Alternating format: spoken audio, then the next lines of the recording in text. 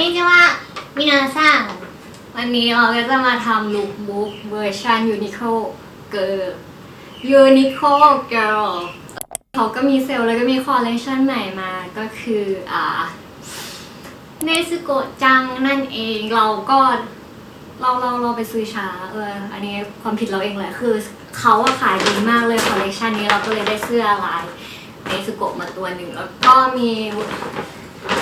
คอลเลคชันของน้องบิวเนาะที่เราดองไว้ตั้งแต่กลางปีที่เขาเพิ่งออกคอลเลคชันใหม่วันนี้เราก็จะมา mix and match ให้ดูว่าเสื้อผ้ายูนิโคเสื้อยืดหรือว่ากางเกงสเกิร์ตต่างๆจะเป็นลุคอะไรได้บ้างไปกัน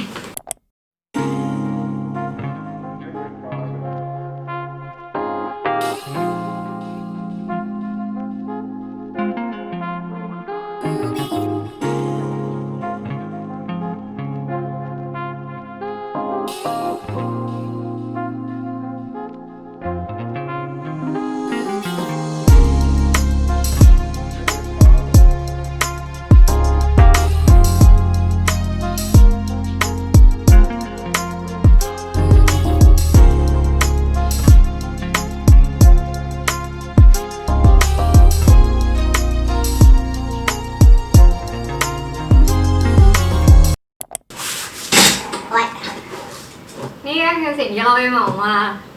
เมื่อวานแล้วก็ช่วงก่อนที่เรา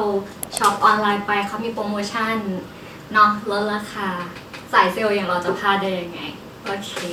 คือถ้าสังเกตเห็นว่าแท็กของอย่างเช่นของกางเกงตัวเนี้ยหรือว่าสินค้าอันไหนที่มีสีแดงตัวนี้แปลว่าเขาลดราคาอยู่นะคือแบบตัวนี้390เองอะแล้วแบบเนื้อผ้าดีมากแล้วแบบ so cute น่ารักดีคือเราว่ามันคุ้มนะโอเคนอกจากมีเสื้อเชิ้ตไม่มีเสื้อยืดแล้วก็กางเกงเสื้อใส่เดี่ยวไปอยู่บ้านอะไรอย่างนี้มิเราชอบน้องเหลืองนี่มากเลยอะแค่แบบร้อยเดียวเองอะน่ารักสุดๆแล้วก็มีของอันนี้เราสั่งออนไลน์มาเป็นไซส์เด็กก็เดี๋ยวจะมาใส่ให้ดูว่าเราจะใส่ได้ไหมเราจะมีแกนแมทอะไรได้บ้างไป